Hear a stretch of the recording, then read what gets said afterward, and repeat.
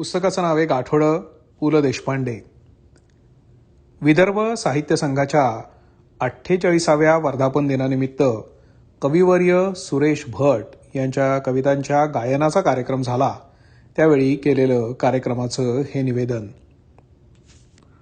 गीतगंगेच्या तटावर. रसिक मित्रहो, गीतगंगेच्या तटावर आपणा सर्वांचं मनपूर्वक स्वागत असो. पंडितराज जगन्नाथानं गंगा तीरावर बसून गंगा लहरी गायल्या. आज अमरावतीच्या सुरेश भटांच्या गीतगंगा लहरींची क्रीडा पाहायला, त्या सूरशब्दांच्या लीला पाहायला आपण इथे आला आहात.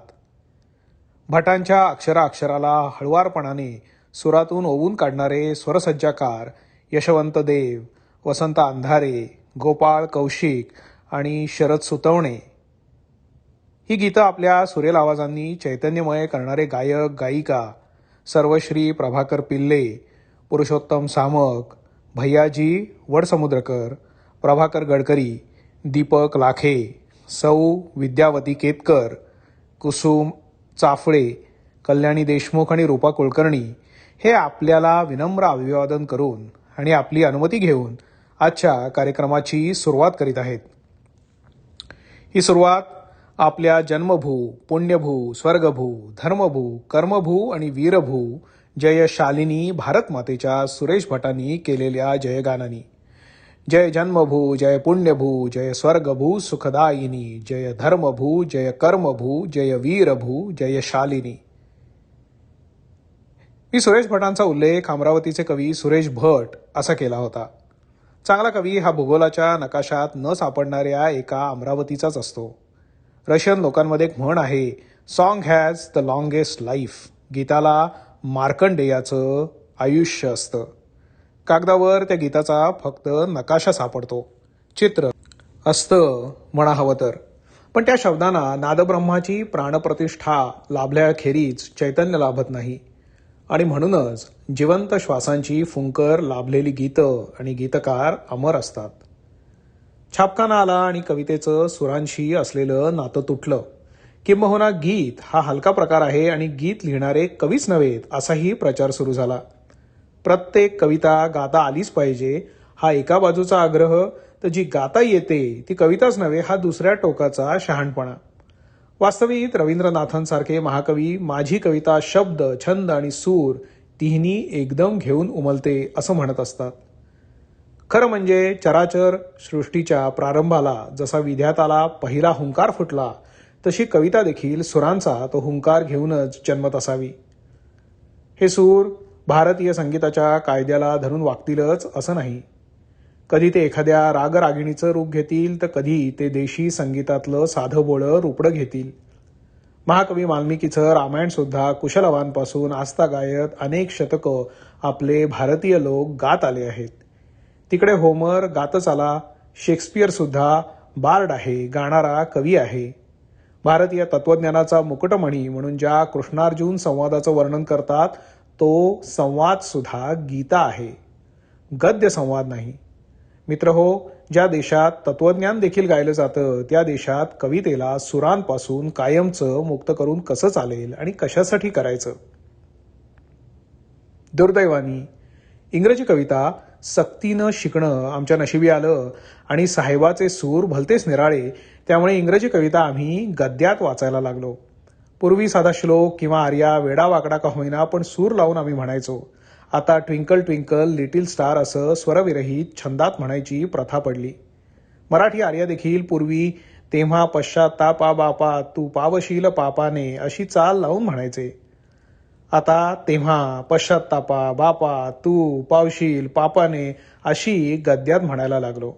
होता होता कवितेचा सुरांशी असलेला संबंध तुटला. आपल्या देशात एकेकाळी कवी गातच येत होता. दुर्दैवानं इंग्रजी सभ्यतेचा चुकीचा अर्थ लावला गेला आणि आमच्या बाबूला गाणं म्हटलं म्हणजे हा कमीपणाच आहे की काय असं वाटू लागलं. इंग्रजी शिकलेल्या नव्या सुशिक्षितांच्या गळ्यातली भोपाळी गेली, स्तोत्र गेली, लावण्या गेल्या, भजनं गेली. साहेबांनी आमच्या गाण्याचा गळाच जणू आवडला. त्यांना मुद्दाम नाही आवडला, आमचा आम्हीच तो आवडून घेतला आणि कविता गाण्याऐवजी गद्यात वाचायला सुरुवात केली. ती इतकी की आता वृत्तात यमक साधून लिहिलेली कविता गाणारा कवी मागासलेला असा छाप बिचाऱ्यावर पडला. कच्च्या दिलाचे कवी टरकले, पण गेल्या पिढीत नाग देशपांडे, कवी अनिल, कुसुमाग्रज, बाबू बोरकर, राजा बडे हे कवी मात्र गीत लिहायला घाबरले नाहीत. त्यांच्या मागून माडगुळकरांनी तर गीतांच्या बाबतीत भीमपराक्रम केला. मंगेश पाडगावकर, वसंत बापट यांनीही न भीता गाणी लिहिली. पण त्यानंतर गेल्या 5-6 वर्षात अशी एक लाट आली आहे की गाणी लिहिणारा हा नुसताच कारागीर ठरायला लागला. आता काहींनी नुसती पदांची कारागिरी केली असेल, पण लॉजिकच्या नियमाप्रमाणे the converse is not true काही का असेना, गाणी लिहिणारा दुय्यम झाला. अशा वेळी नव्या पिढीमध्ये एक जोरदार भिडू शड्डू ठोकून उभा राहिला आणि म्हणाला, होय मी गीतं लिहिली, मी यमक, प्रास, गणमात्रा यांचे हिशेब करत ही सारी बंधनं पाळून गीतं लिहिली. कवितेचं स्वातंत्र्य हा कवितेच्या अंतरंगाचा गुण आहे. ती प्रासयुक्त असली म्हणून बंदिवान होत नाही किंवा मुक्त छंदाचा आभास दाखवत असली म्हणून मुक्त मनाचा आविष्कारही दाखवत नाही. सूर हरवलेल्या आजच्या मराठी कवितेला अत्यंत सामर्थ्यानं सूर शोधून देणारा सुरेश भट हा आजचा एकमेव नवकवी आहे. त्याने आपली सुरेश आणि भट ही दोन्ही नावं सार्थ केली. मित्र हो, दुर्दैवानं आम्ही भटाचा संबंध सोवळ्या भांड्याशी जुळवला आहे. भट्ट म्हणजे वीर, शूर. सुरेशनं कवितेला सूर दिला आणि भावनांच्या शौर्याचं, सामर्थ्याचं दर्शन घडवलं. इथे वेदना रडत आली नाही, वेदना ज्वाला होऊन आली. रूपगंध या त्यांच्या कविता संग्रहानं कवितेचं सुंदर रूप आणि सुरांचा गंध यांचा नवा साक्षात्कार घडवला. रे तुझ्या बाहूत माझ्या रूपगंधा जाग यावी, रे तुझ्या बाहूत माझ्या रूपगंधा जाग यावी, मी तुला जागे करावे, तू मला बिलगून जावे. असं त्यांनी म्हटल्यानंतर साक्षात मराठी रसिक जागा झाला आणि आमच्या या जवान कवीला अष्टांगाने बिलगून गेला. त्या रूपगंधा कवितेचा हा आविष्कार. मलमली तारुण्य माझे तू पहाटे पांघरावे, मोकळ्या केसात माझ्या तू जीवाला गुंतवावे, तापल्या माझ्या तनूची तार झंकारून यावी, रेशमी संगीत स्पर्शाचे पुन्हा तू पेटवावे, मलमली तारुण्य माझे तू पहाटे पांघरावे. या ओळीत सुरेश भटांनी जणू काही साऱ्या कलानिर्मितीचं रहस्य सांगून टाकलं आहे. तार ताणल्याशिवाय ती सूर निर्माण करू शकत नाही. बहुतेकांच्या जीवनाच्या तारा एक तर गंजलेल्या तरी असतात किंवा ढिल्या तरी झालेल्या असतात. डोळे उघडे ठेवून जगणारे फारच थोडे. बहुधा मिटल्या डोळ्यांनी किंवा डोळ्यांवर कातडं ओढून जगणाऱ्यांची संख्या मोठी. तशी पापण्यांची झाकणं उघडी असतात, त्यांना रंगही दिसतात, पण अंतरंग दिसत नसतात. ते कवीला दिसतं. क्ष किरणांसारखी ही किरणं जीवन उत्कट करतात आणि वेदनेच्या मूर्तीही घडवतात. आणि मग मग ह्याच नावाची कविता मूर्ती प्रकट होते. अशाच एका तीव्र वेदनेला नुसता मातीचा गोळा होऊन पडू न देता मग ह्या कवितेत सुरेश भटांनी एक सुंदर मूर्ती घडवलेली आहे. मग माझा जीव तुझ्या वाटेवर वणवणेल, मग माझा जीव तुझ्या वाटेवर वणवणेल, अन माझी हाक तुझ्या अंतरास हुरहुरेल. ज्यांच्या जीवनग्रंथामध्ये असं एखादं रोमांच पर्व घडलेलं असेल त्यांनाच ही वेदनामूर्ती ओळखीची वाटेल आणि त्यांच्या अंतःकरणातल्या तारा मग माझा जीव तुझ्या वाटेवर वणवणेल ही ह्या गीताची साथ करायला लागतील. सुरेश भटांची काव्यनिर्मिती ही कुठल्या तरी खोल वेदनेचा साक्षात्कार घडवत असते. एकदा विनोबा भाव्यांना भेटायला एक साहित्यिक गेले. विनोबांनी त्यांना विचारलं, आपण काय करता? साहित्यिकांनी आपला परिचय मी साहित्यिक आहे असा करून दिला. विनोबा मग म्हणाले, असं मग आपली वेदना काय आहे? मला वाटतं ह्या प्रश्नामुळे त्या साहित्यिकाला असह्य वेदना झाल्या असतील. सुरेश भटांना विचारलं तर त्यांनी ताडकन सांगितलं की माझं दुःख, माझी वेदना काय आहे सांगू? माझी या गीतात वेडे दुःख संतांचे भिनावे, वाळल्या वेलीस माझ्या अमृताचे फूल यावे, या विना काही नको रे एवढे दे पांडुरंगा, याच साठी मांडिला हा मी तुझ्या दारात दंगा. जगासाठी जगावेगळा दंगा मांडणाऱ्या या कवितेच्या जीवनात जेव्हा निराशेचे ढग येतात तेव्हा त्या निराशेला देखील एक भव्यता येते. ही निराशा खाजगी दुःखाची नसते. अवघ्या अभाग्यांचे अश्रू पुसण्याचं सामर्थ्य आपल्या हातांना का लाभतं, का लाभत नाही, त्याची ती खंत असते. अशी उदात्त खंत सुरेश भटांच्या एका गीतातून उमटलेली आहे. या साऱ्या निराशेत देखील सुंदर आशेची एक तार वाजतेच आहे. सतारीवर करुण रस चालू असताना खाली तारकांच्या सुरांचं नर्तन चालावं तशी. जीवनात पराभव दिसल्यावर सुरेश भट ती निराशाच गोंजारत बसत नाहीत, तर त्या पराभवाचे इरादे चिणून टाकतात. या साऱ्या निराशेत देखील असा कसा वसंत येई पुन्हा पुन्हा माझी या दारी, असा प्रश्न विचारतात. दुःखांनी तरी कवींच्या वाराखेरीज कुठे जावं?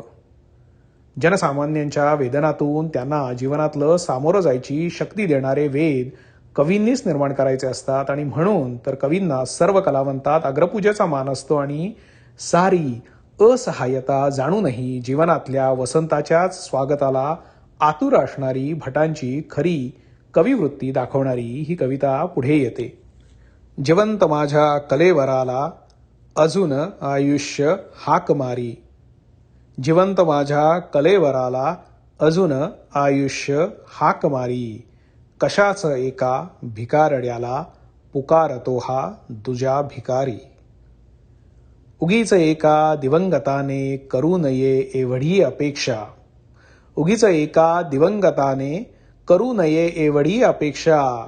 असा कसा वसंत येई पुन्हा पुन्हा माझी याच दारी. सुरेश भटांचं गजल या वृत्तावर फार प्रेम आहे. साहजिकच आहे, कारण गजल हे वृत्त नाही, ती एक वृत्ती आहे. साऱ्या जीवनाकडे पाहायची ती वृत्ती आहे. मराठीत यापूर्वीही गजल लिहिले गेले, पण 4 उर्दू शब्द पेरले म्हणजे गजल होत नाही.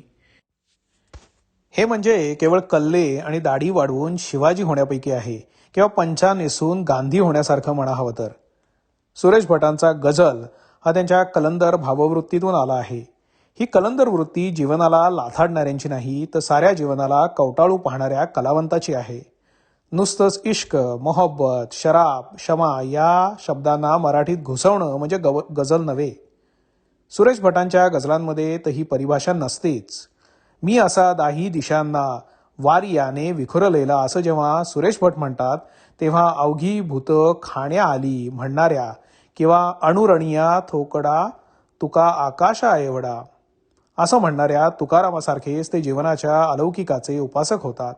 गालिब, हाली, मीर हे कवी असल्या अलौकिकाचे उपासक होते.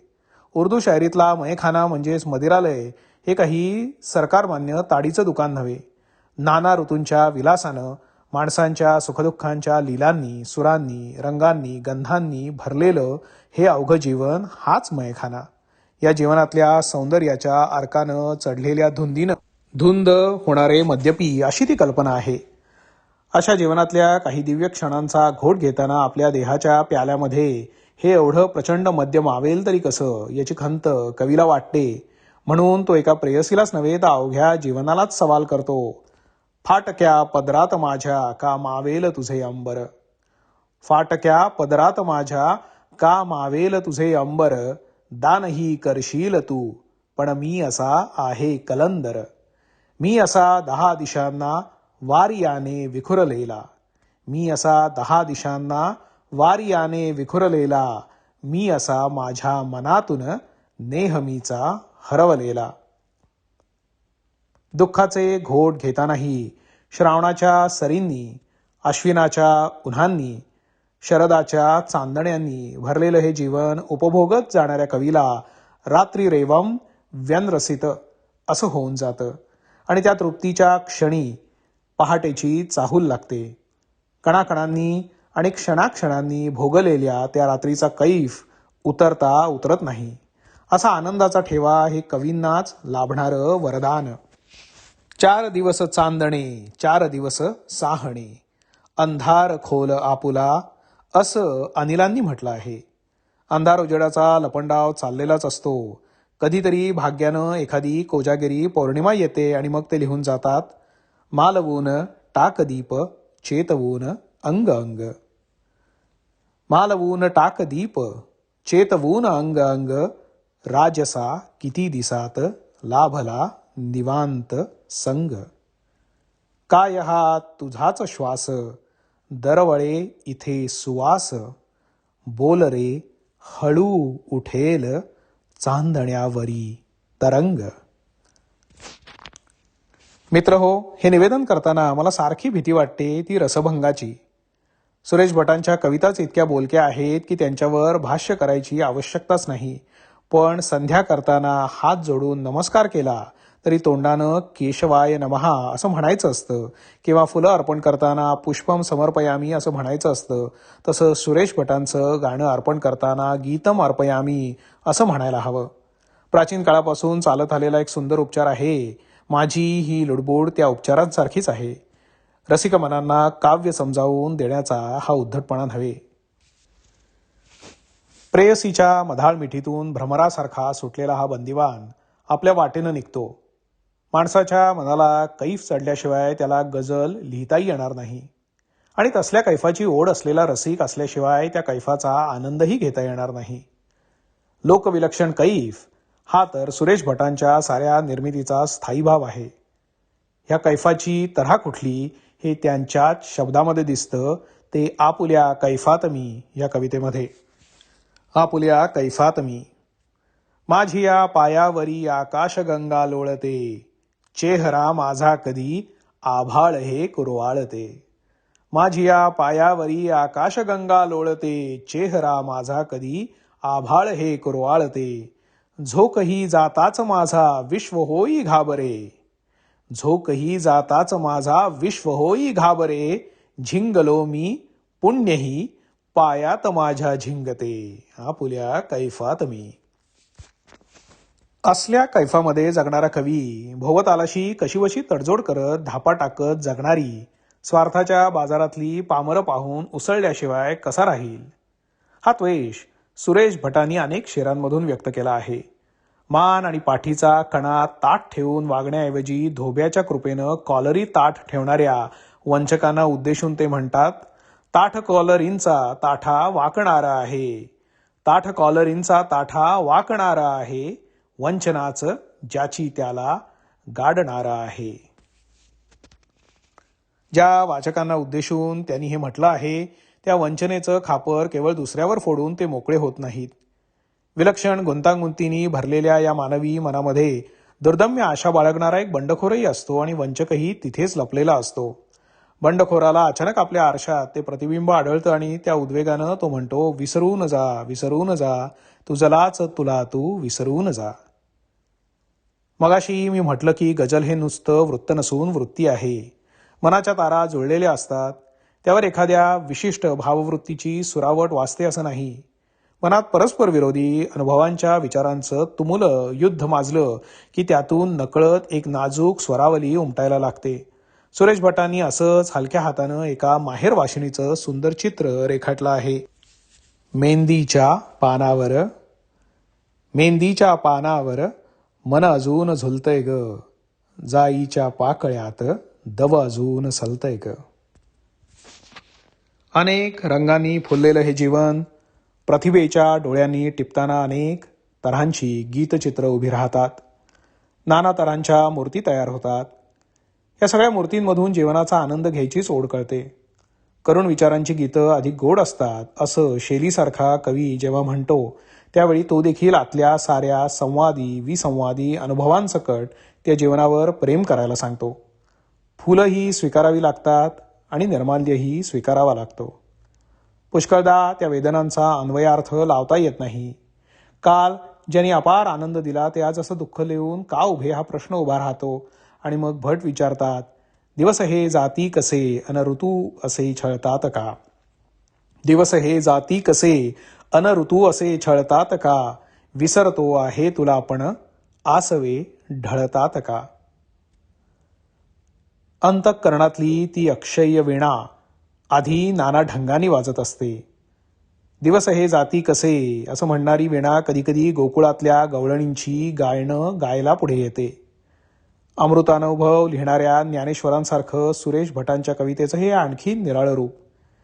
एका वेदनेचा हा निराळा नाच. श्रीरंगानं पहाटे येऊन सर्वस्व लुटल्याची एक निराळी तक्रार. वास्तविक त्या गवळणीला तिच्या सख्यांनी बजावलं होतं, आज गोकुळात रंग खेळतो हरी, राधिके जरा जपून जा तुझ्या घरी.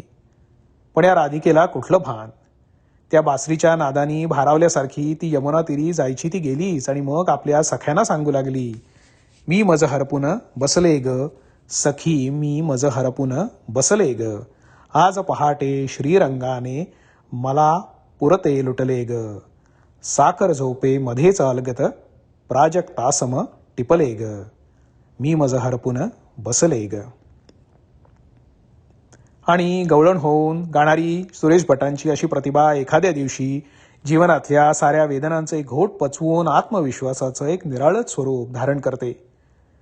भिल्लीन झालेल्या पार्वतीनी तपःपूत गौरी होऊन यावं तशा आत्मविश्वासानं भविष्यवाणी सांगू लागते. आज मी जे गीत गातो ते उद्या गातील सारे. आज मी जे गीत गातो ते उद्या गातील सारे. चालू दे यक्षात माझ्या वादळांचे येरझारे. ही काय आत्मप्रौढी नाही, कारण ती जी गीतं आहेत ती कोणती तरी उदात्त ध्येय उराशी बाळगून जन्माला आलेली असतात. केवळ फुरसतीच्या वेळी गुणगणण्यासाठी ही गीतं लिहिलेली नाहीत. त्या रोपांचे चिरंजीव वृक्ष होणार आहेत, कारण त्याची पाळमुळं फार खोल जाऊन खालवर अशी रुतलेली आहेत. चालू फॅशनची टूम म्हणून उगवलेली ही रोपटी नव्हे, एका अलौकिक निर्धारातून ती फुललेली आहेत. एका माहेर भाषणीचं नाजूक चित्र काढणारे सुरेश भट एखाद्या तपस्वी चित्रकाराप्रमाणे सेल्फ पोर्ट्रेट देखील मोठं मस्त काढून गेले आहेत. त्या रंगेल कलंदराचं चित्र पाहण्यासारखं आहे. या गावाहून त्या गावी गुंडाळून गाशा. या गावाहून त्या गावी गुंडाळून गाशा. पाहत गेलो मीचा फडतूस तमाशा. मोजत गेलो आशेच्या मापात निराशा. मी बेपरवा एक मस्त रंगेल कलंदर. असा हा एक कलंदर कवी आणि त्याची ही अनंत लीलावतारी प्रतिभा सुरांचा साज लेवून आपल्यासमोर आली. त्या स्वरगंगेच्या तीरावरून आपण तिच्या नानाविध लीला पाहिल्या. ही स्वरगंगा अशीच अक्षय वाहत राहो, हीच आपणा सर्वांची इच्छा. कवी आणि रसिक यांचं नातं मिलनोत्सुक प्रियकर प्रेयसीचं असतं. गीतगंगेच्या तटावर कवी रसिकाची प्रतीक्षा करीत उभा आहे आणि आपल्या प्रिय रसिक प्रेयसीला तो सांगतो आहे, गीतगंगेच्या तटावर ये तुझी घेऊन घागर. हुंदका दाबून माझा वाट मी पाहीन तोवर. एक शिणलेला प्रवासी मागतो आहे दिलासा. भिजवून लाटात इथल्या प्राण माझा ही जरासा. 4 थेंबांनी विजेना 7 जन्माची पिपासा. मालकंसांच्या स्वरांनी मिटव दोघातील अंतर. गीतगंगेच्या तटावर ये तुझी घेऊन घागर.